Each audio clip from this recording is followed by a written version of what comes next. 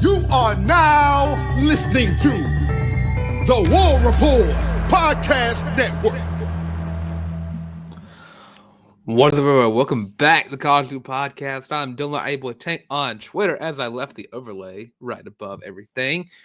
And of course, welcome back to the College JUCO Podcast. We did not have an episode on Sunday. Had a family emergency that came up, which, when it rains, it pours. Had another emergency come up yesterday, but I am here on Tuesday morning to talk to y'all about the latest in Auburn athletics news and some of the stuff that we didn't get a chance to talk about. Starting off with, of course, Auburn taking down Alabama in the first round of the Iron Bowl of basketball in that ugly airplane hangar. And a couple of fun facts about this game. Alabama, of course, was the number 2 team in the country. They've now dropped off. In their own stadium or arena, whichever one you want to call it, with one of the most high-powered offenses in the country, went into this game and finished this game never having the lead. And that's probably my favorite stat about this game, outside of Chris Moore having himself a game and scoring 0 points in that. That's one of my other favorite stats. How did Auburn win this game? Well, of course, I'm sure all of you are well aware of this. Auburn won it because of their defense. Denver Jones had himself an absolute phenomenal performance defensively and offensively, putting up 16 points, only missing 4 shots on the day, 5 of 9, 3 for 5 from three-point line. Started off the game hot. 1 block, 1 rebound for him, but the stats that don't show, he was the leader in the plus-minus because of what he did defensively against Mark Sears and Aiden Holloway. Denver wasn't letting anybody get by him. Bama was rattled early in this game. They could not find a way to get their 3-point shot going.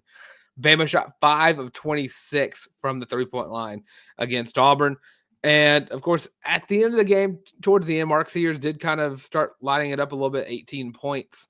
But, 8 of those points are coming from the free throw line, which, Auburn found a way to get to the free throw line more often than what we're used to. Auburn had a chance at 32 free throws against Alabama. Alabama had 35, but looking at 3-point percentage, where this is this disparity. Auburn shot 12 of 30 from the 3-point line. That's 40%. Alabama 5 of 26 for 19.2%. And again, man, you look at some of the other things. So CBM did not start. He's still dealing with that injury. And Chris Moore had the start in both the first and second half. Well, what did SEMO do in that second half? Well, he was putting in that effort that we know of SEMO and locking down people. I can say when the going gets tough, I did not want to see SEMO out there for just like strictly just to have someone out there who can score. But I saw him run out the court, and I was like, "Oh Lord, there's SEMO. We're about to not score for a little bit." And then this was like late in the second half. As soon as he gets in there, he gets a block, and then later on he gets a steal. I was like, "Oh, okay, SEMO, I see where you're at."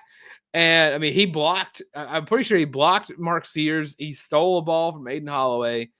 He was being an absolute menace out there on the court. So huge shout to Chris Moore. Other guys who showed out for Auburn, of course, Janai Broome, 19 points, 14 rebounds, get another double-double in his career. I believe he's over 75. I think it's 75 is the number I'm hearing. Career double-doubles. But Miles Kelly, 15 points. 8 rebounds, 2 rebounds away from getting himself his own double-double. You had Dylan Cardwell. He had 2 points, but got fouled out early. I don't say early, but he had 3 fouls early on in this game. But 2 points, 3 rebounds, and an assist for Dylan Cardwell. Todd Pettiford, 13 points, 5 of 10 for shooting. Also got himself a rebound, and I thought he got a steal, but no, he did not get a steal. And, of course, another star, Chaney Johnson, 14 points, 5 rebounds, and an assist. Also got himself a block. Chaney Johnson has turned into one of the most reliable players on the court for the Tigers, which we saw that coming. Chaney showed it later in the season, and then as soon as Chaney Johnson got confident in his abilities on the court, he was going to take over. And over the past 4 games, he has been, I want to say the second leading scorer, third leading scorer, somewhere in that ballpark, where he has just been that consistent.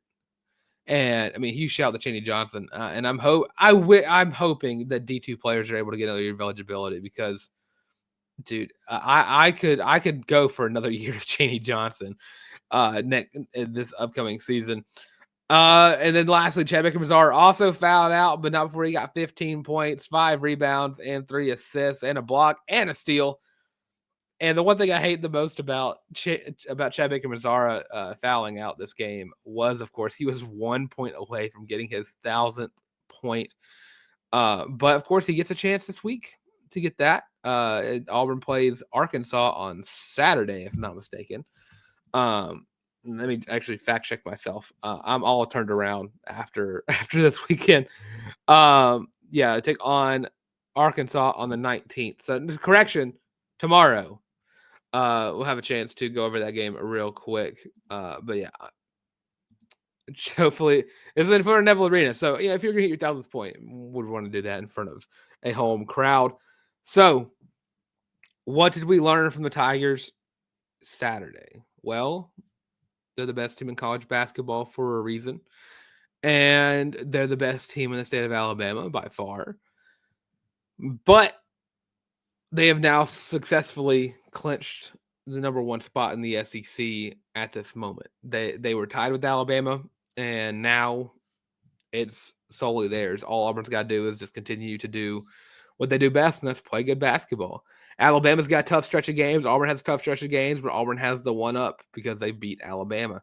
And, of course, it ends the year at home versus Alabama with a chance to clinch the SEC regular season title, the only SEC title that I really care about. I would like some players to get some breaks in the tournament. I want Auburn to be fully healthy whenever we go to whenever March Madness comes up. I'm trying to say not jinx anything, but Auburn's pretty much already clinched March Madness.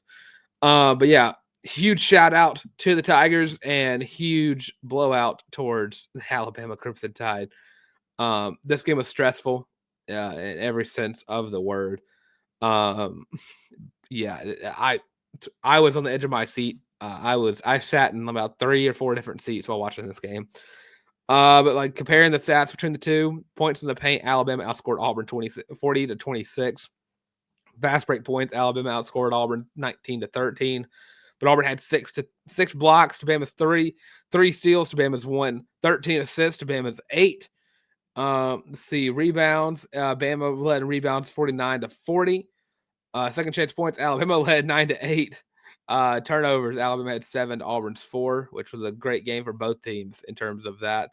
Shooting wise, only thing Bama shot better at Auburn than was free throws, which no shocker there. Janai Broom needs to go out to the gym and just work on them free throws because that had Auburn made like some key free throws at the end of the game, I probably would not be as stressed during that game. But good Lord, it was a hard ask to get some of these guys to make some free throws at the end of the game. But yeah, huge ups to Auburn, and just getting this win is massive. Now Arkansas coming up 4-8 in the conference, probably seething a little bit because last year Auburn had the largest win over Arkansas in Arkansas arena that Arkansas has ever suffered. But of course, new coach, new team, taking on Auburn, who same coach and a better team than last year.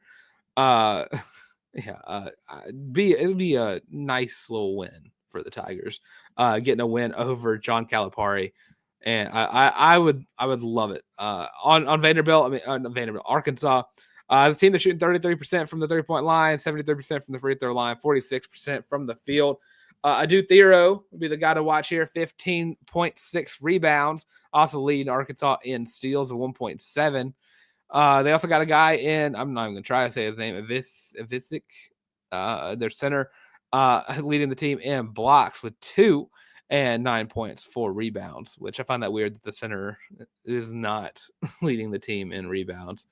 But yeah, what does Auburn got to do to beat Arkansas? Well, Arkansas has not had the start to the season that they've been looking for, but this is a team that will fight you tooth and nail trying to get you a little skittish. Auburn needs to continue to play their brand of basketball. That's what the big thing is. Like, if Auburn just plays their brand of basketball, they are the hardest team in the country to beat. They are. I mean, the Auburn only has 2 losses. You had to play Florida. Florida just played Auburn brand of basketball, and that worked out well for them against Auburn. I just don't think Arkansas has the talent to match up in this game. I like the Tigers to win it. It's a quick little preview, but I mean, I've completely with this weekend and yesterday kind of going all out on everything. I've completely forgot Auburn was playing Wednesday, so that's on me, and I apologize deeply for that. But yeah, I got the Tigers winning this game. Neville Arena, you're coming off hot after the Auburn game, after the Alabama game. I'm all for letting Janai Broom get a little break, maybe limit the minutes a little bit. Same thing with Chad Baker-Mazara. Let him get healthy. Let Chad go in, score a point, and then let him rest.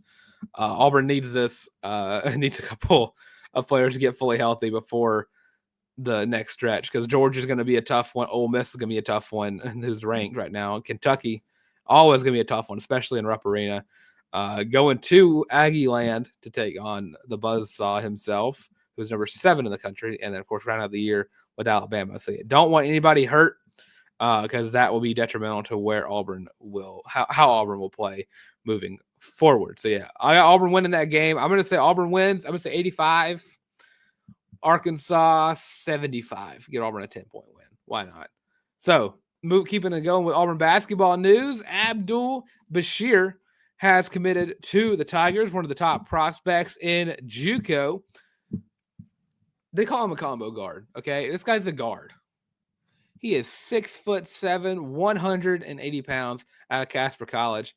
He'll be joining the Tigers next year, of course, joining Sebastian Williams-Adams, Cade Magwood, and Simon Walker. Yeah, being 6'7" and being listed as a guard is absolutely ridiculous. Of course, 24/7 has a small forward, but this dude is a true guard. He's averaging 25 points per game. For in JUCO, shooting about 42% from the floor, 37% from the 3-point line, and shooting about 19 shots per game, 10 from the 3-point line. So yeah, also 3 rebounds, 3 assists. So he's also the small forward. He's 6'8", but he ain't getting rebounds. He is a full-blooded shooter, and he is going to play very nicely alongside these additions, which Auburn, I would like the commits to kind of start coming in a little quicker because of the players that will be gone next year. Because, I mean, you're looking at Sebastian Williams-Adams, Cade Magwood, Simon Walker, again, the freshmen that are going to be coming in. Abdul Bashir from JUCO, you're going to have to pick up probably a few transfer guys. But you're looking at Denver Jones, who can be back next year. Chad Baker-Mazara can be back next year. And NCAA, if you allow it, D2 players, let Chaney Johnson come back, because that would be a tremendous addition, getting Chaney Johnson back for another year. But yeah, Abdul Bashir fits in nicely with what Auburn wants to do. You get a tall guard, and I mean, it's harder to get a taller guard than 6'7". But yeah, massive pickup. And of course, if his brother ever wanted the transfer, Auburn has played against his brother before earlier this year against Monmouth, Abdi Bashir Jr., who put up 15 points against the Tigers, and currently this season averaging 20 points per game. So, if you wanted to make Auburn the city of brotherly love and join along, Auburn needs a lot of players to join in to fill out this roster next year. A lot of seniors on this team. Yeah, massive pickup. Getting a guy from JUCO who I guess will have about 3 years of eligibility left, if I'm not mistaken, with JUCO rules. So, yeah, massive pickup for the Tigers. Now, moving on to women's basketball. Before we get started and go into a little break soon, Auburn women's basketball took a loss in overtime this weekend, 98-88. And honestly, I commend their effort against Vanderbilt. It is really hard to win a game whenever the other player on the other team, who's a freshman, shoots 15 of 28, 23 of 24 from the free throw line, and put up 55 points in Michaela Blake's. She was ridiculous. 24 free throws is also ridiculous to allow her to have shot that. But 55 points, 5 rebounds, 5 assists, 3 steals. I had 6 turnovers, but I mean, you could overlook that with 55 points. Auburn had 2 players put up 52 points combined, with Deona Gaston put up 25 and Yu Ting Dong putting up 27. The Tigers had the lead in this game and just kind of let it go. In overtime, Auburn got outscored 14-4. Just how the season goes. You're playing good basketball. And the other team is just like, oh, well, you know what? Well, we're higher ranked than you. So we're about to just take over. And they did in overtime, 14 to Auburn's 4 in OT. So, yeah, Auburn took a loss, but you got to commend the effort given despite everything that's going against this team this year. Of course, later this week on the 23rd, that's Sunday, Auburn's got their Iron Bowl of basketball and women's basketball also played in the airplane hangar. Would be awesome. You know, if they don't win another game this season, if they were allowed to win one game this season, I want it to be that one. It'd be so funny for that to be a blemish on Alabama's resume. I mean, they're not like the best team in the world. They're only 18th in the nation. 8-4 in the conference. Lost Kentucky, lost to Vanderbilt as well, 66-64. But I'm living off of the fumes of beating Alabama in basketball, which I had someone tell me today or yesterday. So my brother is a Bama fan, and saw him, and I looked at him and said, "How'd that game Saturday go for you?" And he goes, "Oh, it's just basketball." Oh, it's just basketball. You're kidding me, right? Dude? So, yeah, it's fun whenever they're the little brother in the sport. And they are right now. Little brother of basketball for Alabama. And I would also say a lot of sports, too, because we're going to talk about another sport in a second that I am super stoked about right now. As you can probably tell if you're looking on the YouTube version of the show, Auburn Softball. Going to get started with that real soon as we're going to quick little commercial break. Outside this break, we're going to talk about Auburn Softball, who is off. Let me make sure I got this number right. I believe 11-0 start to the season. So huge shout out to Auburn Softball and the Malvos, but we're going to get talking to them real soon. So we'll be right back after this break. And War Eagle. Are you tired of having to rummage through just clothes after clothes after clothes looking for something to wear? Are you tired of your friends making fun of you for your terrible fashion sense? Well, do we have the shirt for you? Go to thewarreport.com, get your laptop out and do it right now. Go to the shop and get your very own Feelin' Loopy t-shirt as well as your college loop hat, and you can get both of them for only $25 each. Plus shipping and handling, of course. But with that, now back to your regular scheduled program. Of course, available on thewarreport.com. Second page of their shop is the College Loop merch. Go check it out today. April Fool's Day is coming up. I guess, you know, if get your Bama fan in your family their very own College Loop merch today, because it'd be funny. It'd be really funny. But of course, the merch, I would love it if everybody bought the merch. I would love it if I saw everybody in the world wearing a Feelin' Loopy t-shirt, rocking their College Loop hat. And, you know, you can have 5 colorways with that, and you can wear one every day of the work week. It'd be awesome. But of course, to me, the merch is really just like the 4th best way you can support the channel. The best way you can support the channel is, of course, by subscribing to the YouTube and to following us on social media platforms, subscribing right here as well, liking the video and commenting.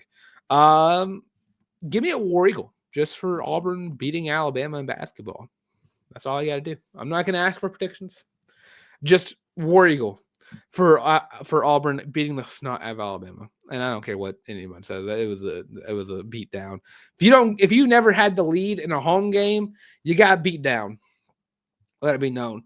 And speaking of beat downs, Auburn softball 11-0 start. We talked about last week with the Tiger Invitational. Now the Clearwater Invitational. Let's just look at other teams Auburn beat this weekend. All right, so Clemson, 6-3 win for the Tigers. Took on Virginia. Had to beat them in 8 innings, 7-6. Thank God for Isis Tretsick. That was Friday. Another Valentine's Day matchup. Auburn took down UCF close, 1-0. Then Saturday, Auburn got started off hot versus Charlotte, and by hot I mean got down early in this game. Had to come back, 14-11 win for the Tigers. Then you took on number 9 Oklahoma State, your first ranked matchup of the year, and now Auburn should be getting some love from the rankings. I think they are. But if not, they're stupid. Auburn took on number 9 Oklahoma State, beat them 2-1, and then rounded out Sunday with a 2-1 win over Liberty. Auburn softball, 11-0 start. Of course, I got the Rocket City Showcase in Madison this weekend. They're going to be taking on teams such as Louisiana Tech, JMU, North Alabama, Miami, Ohio, and Jacksonville State. We'll talk about more about that on the Thursday edition of the College Loop. But who showed out for the Tigers? I mean, Isis Tresvik definitely, batting wise. Also got to see her in the circle this weekend. Isis Tresvik, huge weekend. Of course, a lot of these girls had. Abby Smith had her first career home run, which was massive. But you got to shout out the pitching staff. SJ, I'm sorry. One day I'm going to get her name. Guerin is what I'm going to go off until I get proven wrong. This past weekend had a 0.62 ERA, had 4 wins, had 2 saves, pitched 22.2 innings, 2 errors, and did I get that right? 2 earned runs. There we go. 2 earned runs, and then 9 strikeouts. Absolute showcase. And hopefully Oklahoma is upset that they let her redshirt because she is ridiculous and super stoked. Of course, the pitching rotation was something I was worried about going into this year. Quickly got shut up by what I've seen thus far. Pitching wise, S.J. Guerin has pitched the most of anybody. So let's see. Innings pitched 38.2 on the year for her. And she has given up about 8 earned runs. Let's see. It has 6-0 in appearances, which is kind of hard to have a loss when your team hasn't lost. Appeared in 9 games. Haley Rainey also having herself a great year. 4.27 ERA. 8 has 2 wins, 0 losses. There we go. 8 appearances. Shayla Clements, 3-0 in her appearances. I think SJ pitched the entire game this past weekend. But the Tigers have been outstanding as a team. They're averaging they're allowing a 0.252 batting average, which is ridiculous. And I mean, mainly Tambora has been pitching very well as well for the Tigers. This has just been a showcase for Auburn and what the future holds under the Malvos. So right now, just kind of look at, I don't want to go game by game here, but I do want to go over stat leaders as far. So Isis Tresvik on the year now leads the team in home runs with 6. Neil Proth is still right there with 3, and Wohlers with 2. Skylar Elkins with 2. Abby Smith with her first career this past weekend got herself 1. Kiki McCrary, Annalie Adams, Rose Roach got 1 this weekend. Mania Womack also got 1 this weekend, and Amelia Leck, I think she got hers last weekend. As a team, though, this team is batting just batting 300. There we go. I'm trying to read this stuff as I'm scrolling around, but this team is showing out. Isis Tresvik it has a slugging percentage of 1.059. Ridiculous numbers. Here's the thing. I love Auburn softball. It is one of my favorite sports that Auburn has. You know, it's football, there's basketball, and there's softball, and then there's gymnastics. They're right there. I did not go into this year thinking I would see Auburn start off like this. I thought they would slip up at some point, and definitely thought they would. Oh, sorry, I just punched my mic. Definitely thought they would last weekend, especially with Appalachian State getting off to their hot start in Tiger Invitational. But they have shut me up and hyped me up at the same time, because I am super excited because, you know, you're going forward. Of course, you got some tough matchups coming up, especially this. Never look past anybody in softball. I am super stoked for the remainder of this year. They have absolutely just played the lights out, and I am super stoked for everything I've seen thus far. I mean, luckily you don't got to play Oklahoma, but I don't think even Oklahoma has been as good as usual right now. So SEC might be just up for grabs for anybody. But yeah, this is awesome to see, and just how good they've been all year. And does Auburn softball not play Alabama this year? Have I talked about this before? I think I mentioned it, but I don't think I've ever I haven't talked about this before. It just baffles me not seeing them on there. But yeah, Auburn softball, great start to the year. 11-0 is ridiculous for a team that just like had to rebuild a roster and had 2 new coaches come in. Absolutely ridiculous and super stoked to see that. I'm me and my fiance, we love Auburn softball, and we are trying to figure out what game we want to go to this year because I mean it's you'll love it. You'll love to see it. So now rounding out the show, Auburn baseball. They started their weekend off with a win over Holy Cross in the weekend series, a 2-1. Just couldn't get anything going on Saturday. 2-4 was their loss right there. So right now, Cade Bellew batting a 500, and I just want to say a huge shout out to him. Got a home run on the same day. Found out that his mother passed. Great story for Cade Bellew. Also had a home run from Cooper McMurray and a home run from Chase Freilich. As a team, the team is batting a 291, 500 from Cade Bellew, 400 from Cooper McMurray. Bristol Carter is batting a 385, 333 from Derek Fabian, a 600 for Chase Freilich. Pitching wise, Samuel Dutton got the loss on Saturday. Cam Tilley has a win, and Dylan Watts has a win this past weekend. I saw a lot of guys that pitched a lot of innings. Some guys, I think Christian Chatterton pitched 5. As a team, though, Auburn baseball, they look solid. Definitely worth their ranking. I think going ahead, I think Auburn moved back a couple of spots in the rankings, 25. And you got a tough matchup coming up tonight versus Troy, number 24 in the land. So a huge opportunity for Auburn to continue to show that they're a lot better than they were last year. I would like to say Auburn's going to win this game. I'm not the most knowledgeable of baseball, so of course check out the Uptempo podcast for more. I almost said more smarter, which that made me sound like an idiot. For more in-depth analysis of Auburn baseball. Auburn softball is my bread and butter when it comes to diamond sports. But baseball, the lingo is just not all there for me. I just didn't grow up watching baseball. But when I got to Auburn, I started watching a lot more. But yeah, team looked great this past weekend. Getting 2-1 win in the weekend series. So super stoked for tonight's matchup versus Troy. Now to round out the show, Auburn Gymnastics, of course, this past Friday, let's talk about this on Sunday, took a loss to Florida, which definitely showed that Florida is one of the best teams in the country. But beating Auburn brought them down a couple spots in the rankings. Auburn didn't move. So how did Auburn lose this game? Lose its meat? Correction. Well, it was Vault that screwed him up, if I'm not mistaken. Yeah, no, correction. Bars. Vault was actually the best that we've seen this season. Auburn sucked on bars. Auburn had a 9-1 up here. Had a 9-4 up here on bars, and it's just not something I'm used to seeing from Auburn. Is this kind of performance on bars? I think when you have a young rotation going on, I think you just get the yips. And honestly, Auburn had a very good showcase on the beam, and then also had a pretty okay showcase on the floor. It was just bars, which again I'm not used to seeing Auburn not perform well on bars.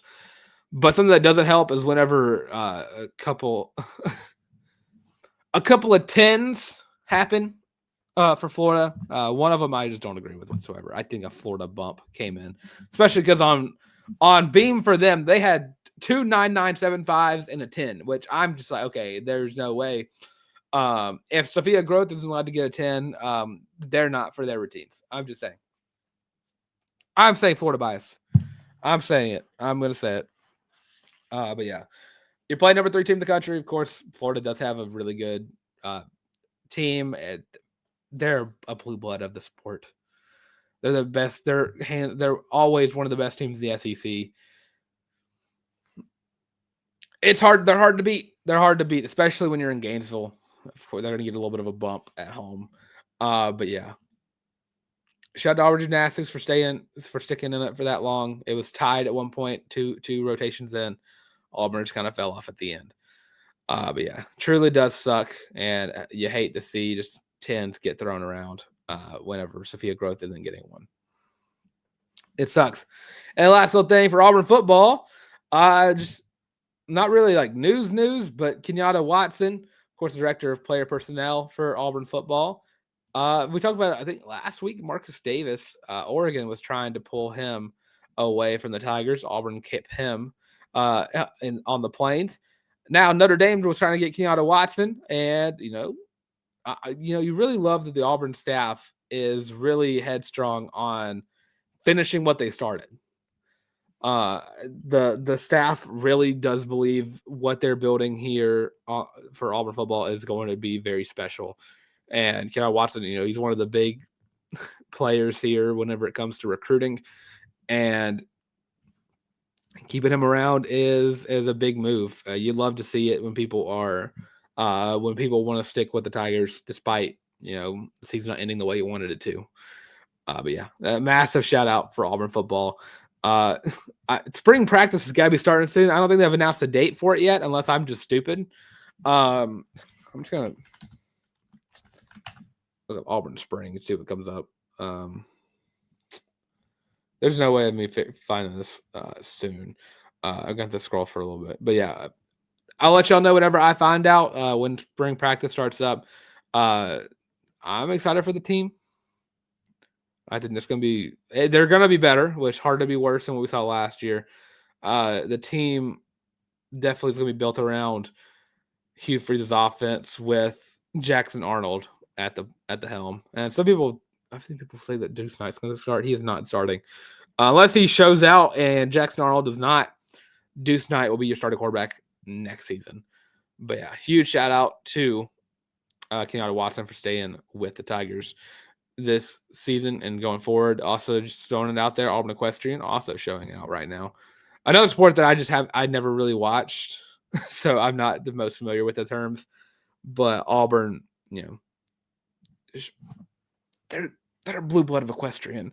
14-6 win over number 8 South Carolina. But that's going to do it for the installment of the College Loop Podcast. Of course, I'm Dylan Larck, Tank on Twitter. Let's find me on Instagram as well at Dylan Larck at DYLNLRCK, at Tank on Twitter at YABOY the Tank. Of course, from the College Loop Podcast on YouTube, you can subscribe and like, and of course, comment War Eagle. Or, just say anything about Alabama. Nothing nice, though. Nothing nice about Alabama. And of course, check us out on all social media platforms at the College Loop. That's literally everywhere: Twitter, TikTok, Facebook, Instagram, the works. All is at the College Loop. And of course, check out the audio versions of the show as well on Spotify Podcast, Google Podcasts, Amazon Music. And all that being said, thanks for watching of the College Loop Podcast yet again. And as always, War Eagle.